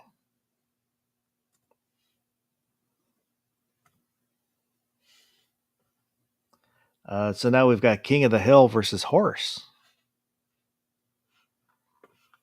The goddamn bacon said Hopscotch. You can get creative with the lines. G-Webs, King of the Hill or Horse? Probably played Horse more. So I guess Horse. Horse. Gary. Yeah, for sure, Horse. Horse. I'm going to say King of the Hill just because, I don't know, I guess I did play a lot of Horse, but I liked to tussle as a kid. So, You know where we played King of the Hill is in the snow, like a lot. Because there'd be like, the plows would make a pile of snow somewhere just on the side of the road or whatever. And then you'd fight forever trying to get to the top of that pile of slushy ice or whatever. And nobody could ever get hurt. Like there was no possible way to get hurt because you're just falling in the snow. There was a lot of King of the Hill then. We always just, any dirt pile. But we asked, man, have a good night. Baron said Horse. X Adam 1 said Horse. It was a more chill type game. The goddamn bacon is asking, is Horse a basketball exclusive, or can you play another way? That's the only way I ever played. No. BB guns, BB guns, BB guns. I never played with the Horse with BB guns. Mm-hmm. Like standing, shoot that thing. Like laying down, shoot that thing. Okay. Like jump out and be able to hit that rock or whatever. Like, oh man, a lot of BB gun Horse. But we didn't also have to call it Horse anymore. You could call it whatever you wanted. The Saint said no lawn jarts on the list. I actually had considered it, but it didn't quite fit. We had a set. And the only reason we didn't have it anymore is because we threw them on the roof. But, like as soon as it got snowy again and we could get up on the roof, we had them again. But nobody gave a shit that we had, what were they, like 9-inch long or 10-inch long plastic things with the whole front of it was made out of like lead and steel. They were amazing. They were so heavy. I remember throwing them up into trees because there was so many trees around. You couldn't, you didn't have enough room to just throw it where we lived. There was trees everywhere. So if you throw it and hit a tree, like it didn't even care. Like it would just come down through the tree. It was heavy enough to come down through leaves and shit. It was awesome. Yeah, and then they got all safe and they're all plastic with the rounded front. And But you know, like the toy bow and arrows, we would shoot those up in the air all the time. The toy ones, Yeah. not real ones, but like the toy ones, because you could see they didn't get out of view and they didn't go fast enough that you would, not see them. So it was fun as hell trying to run out from not getting hit by an arrow coming out of the air. Well, we used to shoot the slingshot rocks straight up. Oh, Listen yeah. to Oh, them come down. AAF getting said, in a boat and shooting rocks straight up is super fun because then they come down and splash, you don't know where. AAF said, honestly, I didn't play any of these.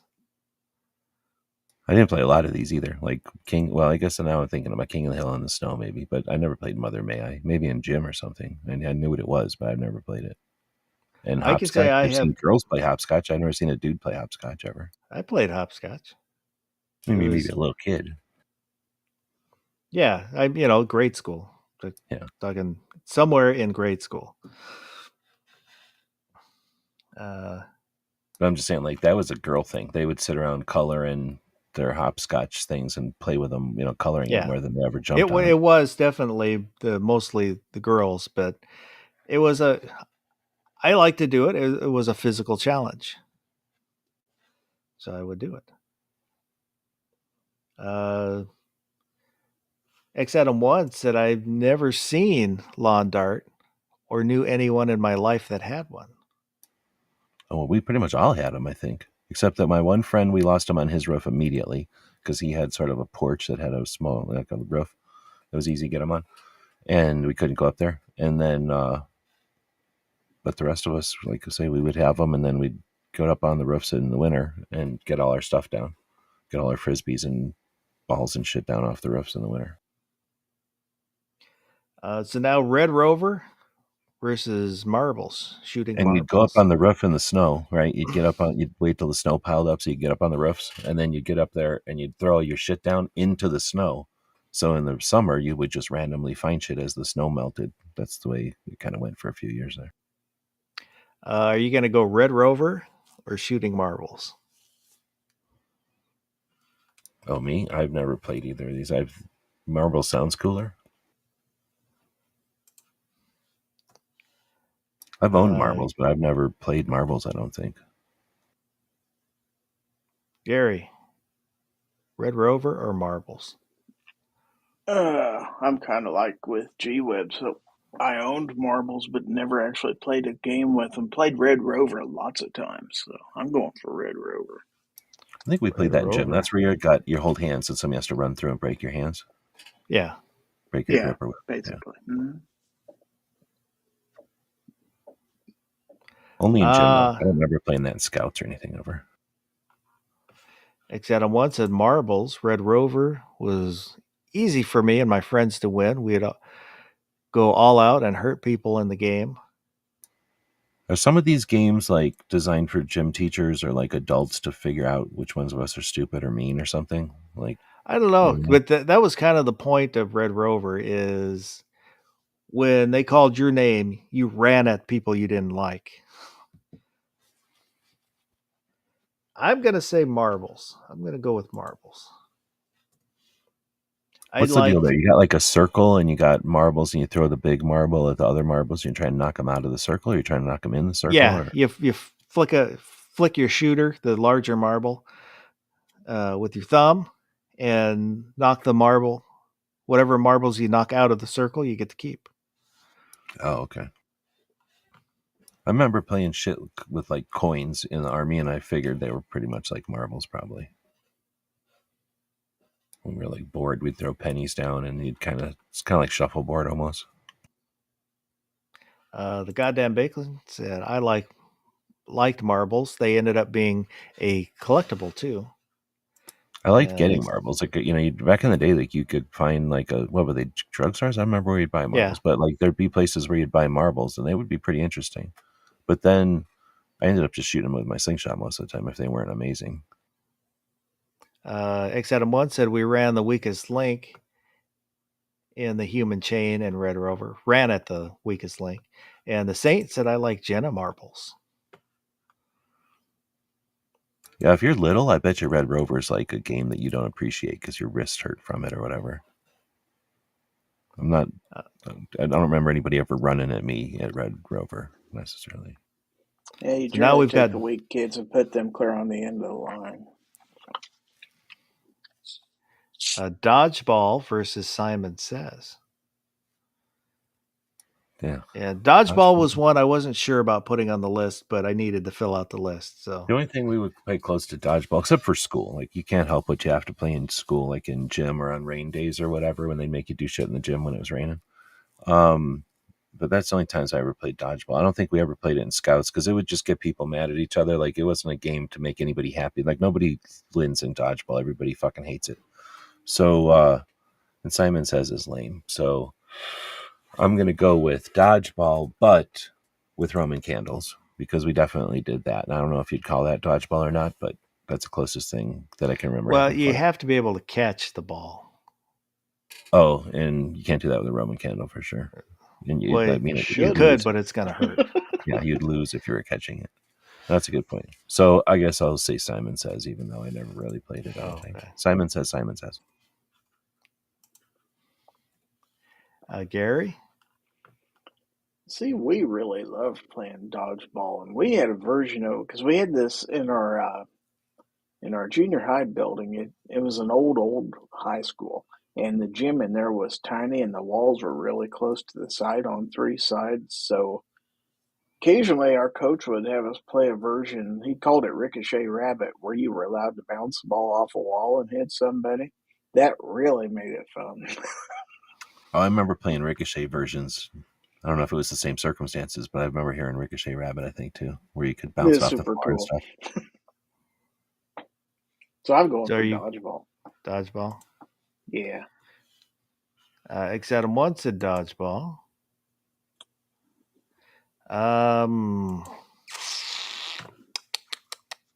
Like what Bacon's thinking. If you brought a catcher's mitt, you could probably catch Roman candles. They'd go out in leather. They're not going to burn through leather. You'd ruin the mitt, but who cares? I guess I'm going to say dodgeball.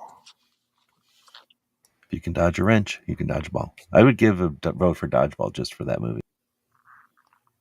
Have you seen the movie Dodgeball, Gizzard? No, I haven't. Oh, snap. Do you like comedies? I know of it. I've seen trailers, but I haven't seen the movie. You don't like that? Do you like that kind of movie? You must not like that kind of movie. It's okay. Well, I'm not a big Will Ferrell fan, so that's not fair to say because no, he's not in the movie. Gary doesn't watch any movies, so it's not that he doesn't like it, that genre. It's just he doesn't watch it. It is a pretty good one, though. I think it's good. It's a unique one, and I don't like the one guy. I hate the one guy, in fact, in that movie, but I'd still watch it. But who's the bad guy in that movie?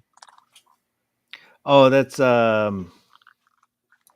everybody likes that guy. I don't like that guy in any movie. Really. What the hell is his name? He looks like Tom Cruise. Since you said Will Ferrell, I thought Will Ferrell, but it isn't Will Ferrell. No, Vince Vaughn. No, he's the guy that's in that where he's like a model in one movie too. Yeah, I hate that movie too. Like, is this a place for ants? That guy. God, now I can't think of his name. He had a comedy show for a while. Ben Stiller. Yes. Thank you. Yeah, but Vince Vaughn played the hero, and Ben Stiller was the bad guy. Yeah, you might not like Vince Vaughn. That's the good guy in that, or like the main character in Dodgeball. It just never appealed to me. No, I hear you. It's a slapsticky type of movie, and it's kind of weird. But anyway, it is a pretty funny movie. Now we've got Foursquare versus Musical Chairs. Hate musical. That's Musical Chairs was another one where it's kind of borderline, but I was running out of stuff. I hate it. I don't like anything about Musical Chairs. So Foursquare, which was I never played it that often, but I think it was at least interesting. Gary, Foursquare or Musical Chairs? I played them both, but probably Foursquare is more fun. Foursquare.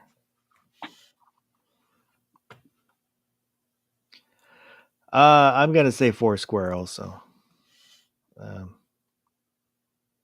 Musical square or musical chairs. It's kind of fun, but I would rather play Foursquare. Except I'm once at Foursquare.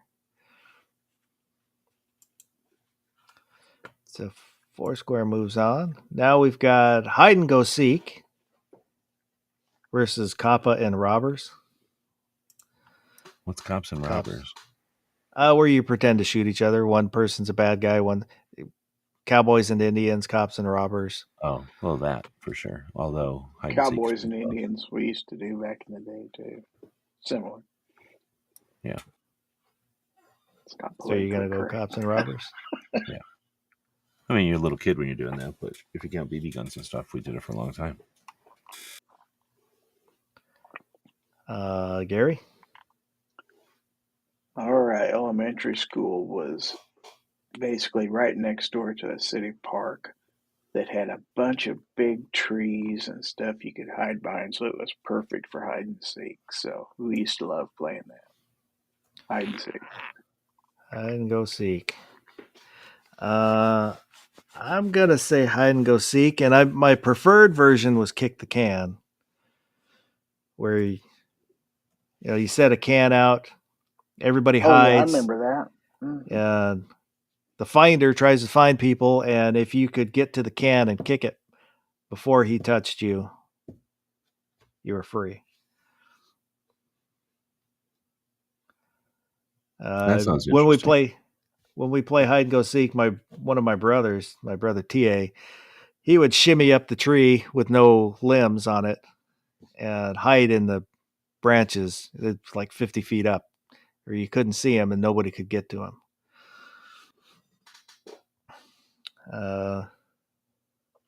Except one, hide and go seek.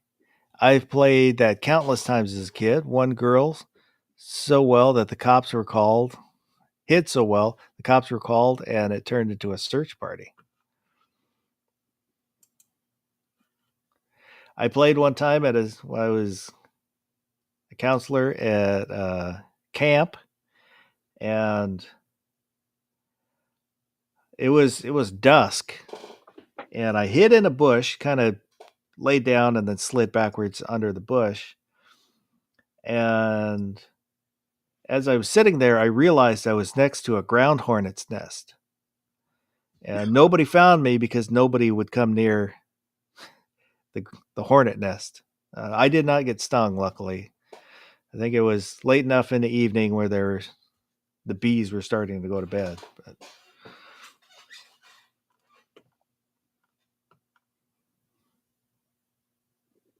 I probably played hide and seek more with my dogs than with people back as a kid, because I'll play with them all the time, as an adult with the dogs.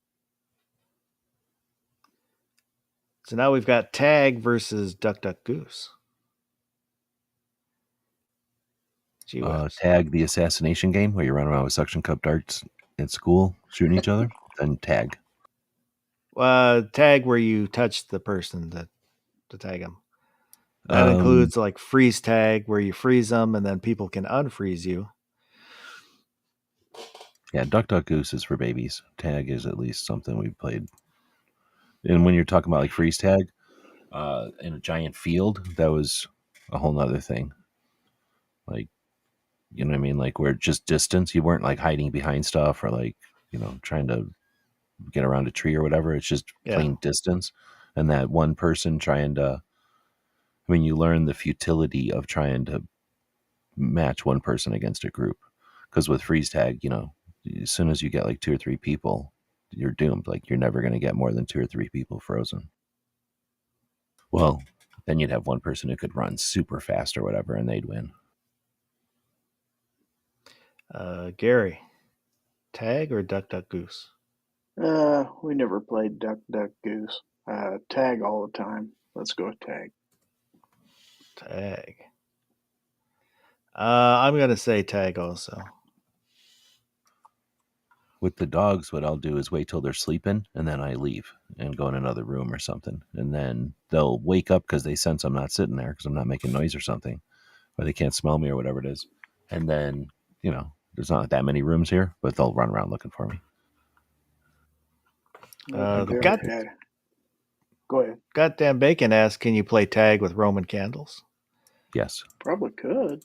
You waste a lot of Roman candles. You'd probably be better off playing tag with bottle rockets and a stick, or like a piece of PVC pipe. That would actually be pretty good. X Adam 1 said, Duck Duck Goose always was teacher participation required for kids to play. No one would sit still otherwise. Yeah, exactly. It's for little kids. We would play it at recess. Really? Yeah. I guess you could play it can you even play it like on a bus stop bench or something? Like you're supposed to have disappearing chairs, really, right? No. You just sit in a circle. Somebody walks around. Oh no, that's that one. What's the one where the chairs disappear? That's musical chairs, where the music stops and. Oh, that's right. There's one less chair than people. With one less chair because you can. Oh no, you have to have less chair because somebody has to take the seat. Yeah, okay. All right, I'm getting things mixed up. Now we've got Capture the Flag versus Mother May I. Jeez. Capture the Flag all day long. I hope this wins the whole one. It's either this or Dodgeball, I bet. Gary? Capture the Flag. Capture the Flag. I'm going to say Capture the Flag also.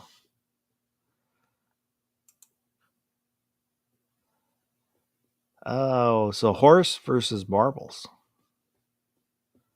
G-Webs? Horse marbles. Horse.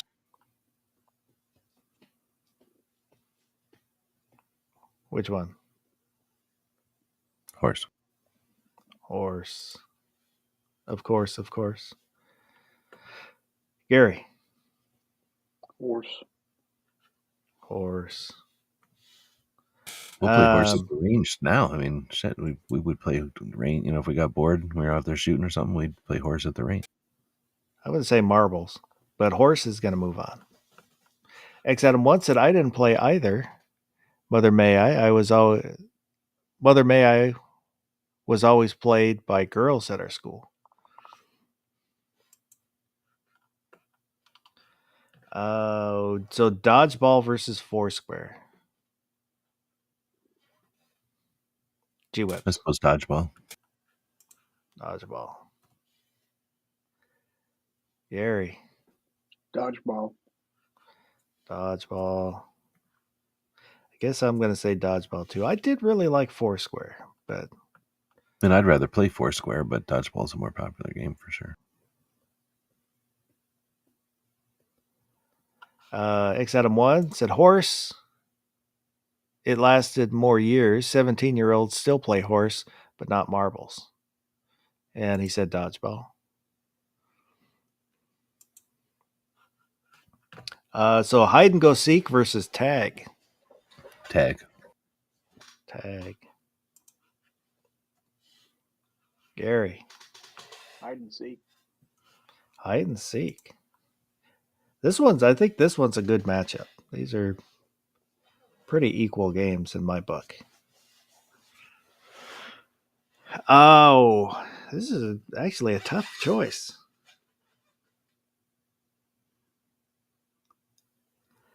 I guess I'm going to say hide and go seek. It's a little bit of a toss-up, but today we'll say hide and go seek. X Adam 1 said tag, although I think the fat kids would prefer hide and go seek. It's not that easy for a fat kid to hide. So capture the flag versus horse. Uh-oh. Hopefully G-Webs will be back here in a second. So Gary, capture the flag or horse?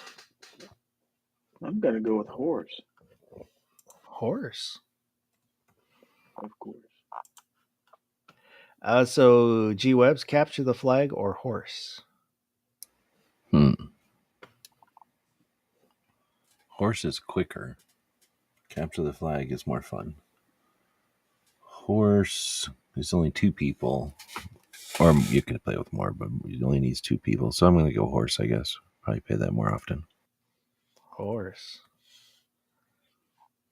X Adam 1 said horse. You could play tetherball with a Roman candle. If you tape enough Roman candles to a tetherball and then start playing, that could be kind of like tag and a bunch of other things. I mean, of all these games, even a guy my age could play horse. I'm going to say capture the flag. But horse is going to move on. So now dodgeball versus hide and go seek. G-Webs.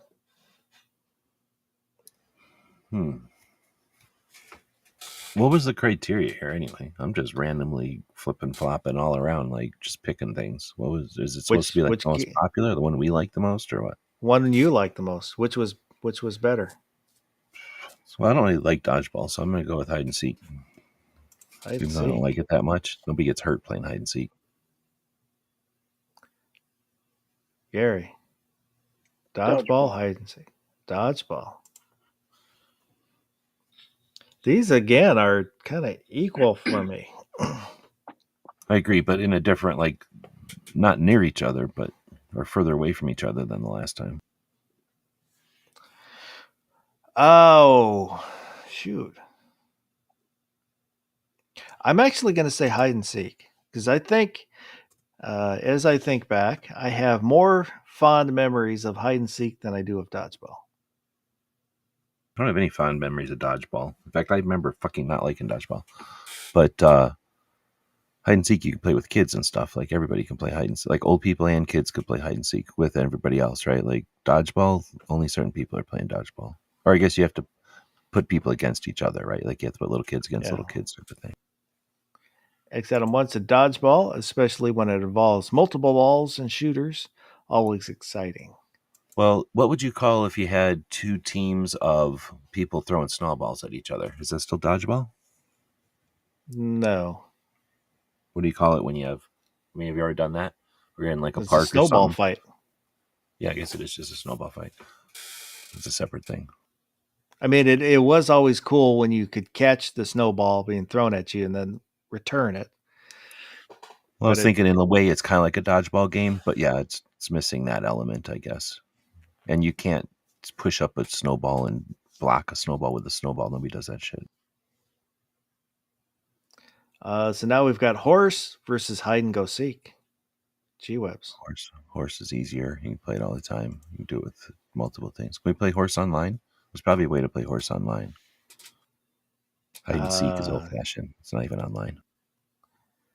Gary? Horse. 2 for horse. I'm going to say hide and go seek. It is the classic kids game. Can a horse have the force? But the horse.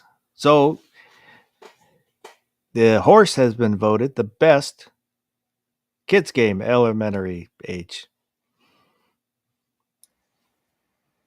X Adam 1 said horse. Hide and seek requires too many people to be fun sometimes. Oh, for sure. I mean, what do you need? Like 5 people at least to make hide and seek worth of shit?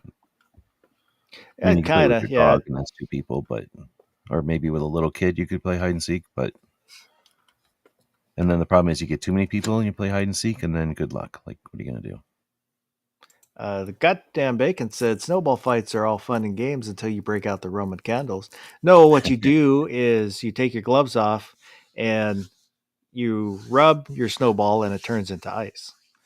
Oh, I was gonna say you put a rock in there. A lot of people put rocks in there. Never put rocks in them. Have put chunks of ice in the center. Yeah, chunks of ice works too. But a rock will get you more distance. That's the thing. A chunk of ice will hurt or whatever. But we weren't trying to hurt each other. We were just trying to get over people's walls and shit, or trying to knock down something. So if you're trying to knock down a wall with snowballs, you got to put rocks in there, or I guess ice. But like I say, rocks will get you more distance.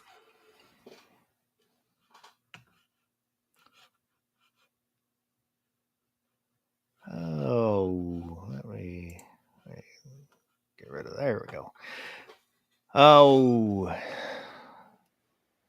so well, let's. Is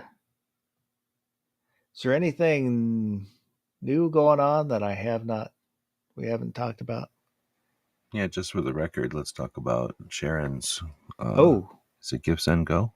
I always yeah, mess it up Give and say Send the Go. other one. There is a link in the description for the Give Send Go for Sharon Hinchcliffe. She's a 2A advocate. She used to be very active. She worked with Pink Pistols and Blazing is it Sword. Blazing Swords? Yes. Is that the name of the? And was would go to the rallies, set up booths, hand out pamphlets and information. Very knowledgeable, very cool lady. But she has breast cancer and has to have surgery. Are you Her sure? insurance isn't going to pay for it. I thought it was So skeletal cancer. yeah, it's kind of moved around. If that's maybe an interesting fact, if you get cancer, wherever it started is the type of cancer, no matter where it ends up. Oh, I see. So she has a Give Send Go to try and help with the medical bills and stuff. So if you got a couple extra bucks, you can throw her away. I think it's a good cause. For sure, but also share it, because that's really what helps. Is you never know, somebody's got $5 that they've been looking to put it in a good direction, and just by sharing it, you can help gather lots and lots and lots of attention for her situation. And every little bit helps.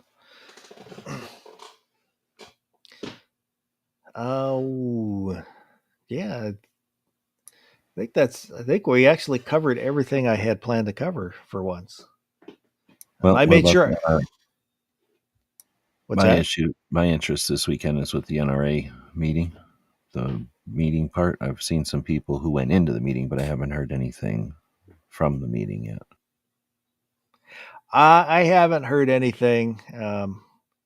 Gary didn't go, so I haven't paid attention. If Gary's not there, is it worth paying attention to? Yeah, this year they had 25 people. They have a board of 75 members. 25 of them are up for election each year. So each year, 1/3 of the board gets cycled through. So of the 25 people that got elected this year, 17 of them were reform candidates, which, depending on how you look at it, has given them a majority vote out of the 75. There's now a majority of reform people on the board, or people that would vote reform. And so the meeting itself this year is where all those newly elected board members come on board. They can start putting things on the agenda, or whatever it's called. I don't know how the procedures go. So this year's meeting should be pretty interesting to see who shows up, and the I don't know how to say it, like how the transition is going to take place, I guess, how the handoff is happening, because it's not happening unwillingly, and it's not like they're taking the baton. And it's not like the baton. I guess the baton is there, and they're picking it up, I guess, is the best analogy. So seeing coverage of that right now, the only people I've seen cover it are lawyer from Indiana, Forge for Freedom, and Professor Yamane. And Professor Yamane, I like him. I like what he's doing, and I appreciate his perspective, but I just don't agree with his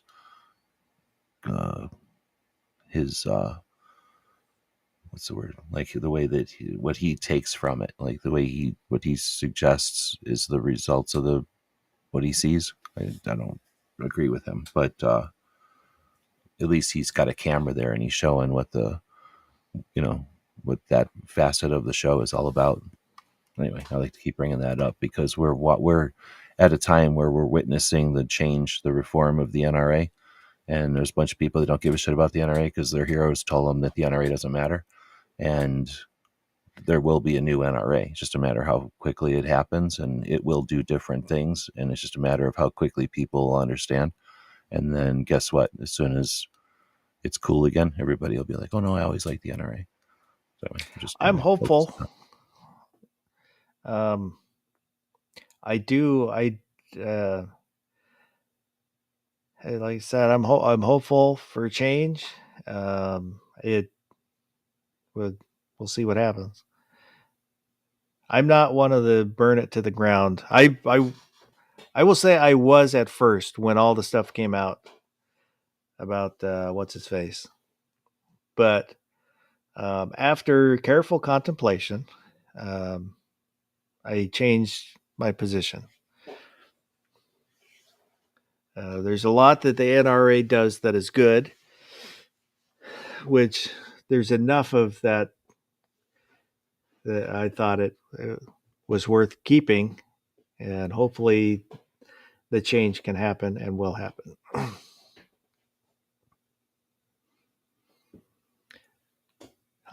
So, did you do a chat today? G-Webs? Nah, Tony's at NRA. Oh, I guess Oh. that was the other thing I was going to bring up as another indication that the NRA is already changing is that they had their who they invited for media and how much attention they've given to media. One thing that nobody brings up, I don't know if people even think about it because nobody brings it up that much, but I think they provide or they allocate 25% of the NRA exhibit hall for nonprofits. So that's like collectors groups and organizations that the NRA just leaves room on the floor, and I believe they get their tables for nothing. And so that's where I first found out about like some of the miniature collectors and the like old, what was it called, the poker gun collectors, all the crazy looking weird little guns from back in the olden days when guns were, there was no AOW and you could make guns look like whatever, all the little Chicago Derringers and stuff. So that's another neat part of the NRA is that they leave a room for that. And this year they made room for media. And again, look at the people they invited to be in their media. It is not like the typical tone deaf, let's pick the most popular, the largest, but instead they picked some of the most active and the most diverse voices out there that are covering the world of our industry and the community. And that's indicate they either threw a bunch of darts and just happened to hit like some, in my opinion, some of the best media sources out there. When if you look at who did GOA invite, you know what I'm saying? Like look at who GOA invited and look at who NRA invited and tell me which one is which one's tone deaf and which one's got their finger on the pulse of activism in the United States in 2025. So I don't know how many people are going to focus on that, but that's the new NRA happening in front of us. Anything you got coming up that you want to let everybody know about? Just at Sharon's thing. Thanks for hosting, though. Appreciate the opportunity to chat in the overnight. No problem. And let me see if I have. Yeah, I don't.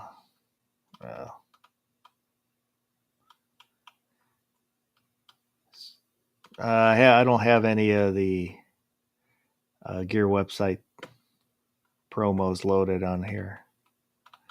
But for patches, stickers, if you need help with technology, websites, 3D printing, all kinds of consultings and stuff, G-Webs is a good source for that.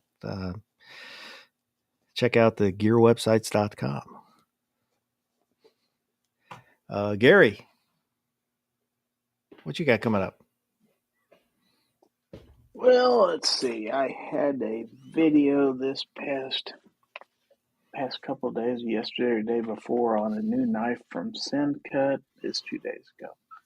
And the Civivi release will be Monday, so I've got to get that video together tomorrow, or today actually, and get that out. So that'll be coming out on Monday. And then Monday night, of course, Foul Territory, 9 p.m. Central. And for my channel members, our members only chat is every Wednesday at 8:30 p.m. Central. And that's pretty much it, unless you want to check out my my music reaction channel. And that's about it. Thanks for having me. I appreciate you being here. And I did put out a short yesterday, and it was, I had commented on Mrs. Mel. I still am not sure. Is it Mrs. Mel? Mr. Smell? I've never heard the name of the channel said, so I'm not sure which way it is, but I think it's Mrs. Mel, had commented on one of their videos where they used a sound clip, and he's like, hey, you should use the sound clip. So I used it, and I don't know, it did pretty good about AR-15s and self-defense. And so I just want to say thank you for the idea. Other than that, I don't think I have anything else scheduled that I can recall. But so the next chat will be next Saturday. And I guess other than that, I hope everybody has a good rest of the night and go do something good.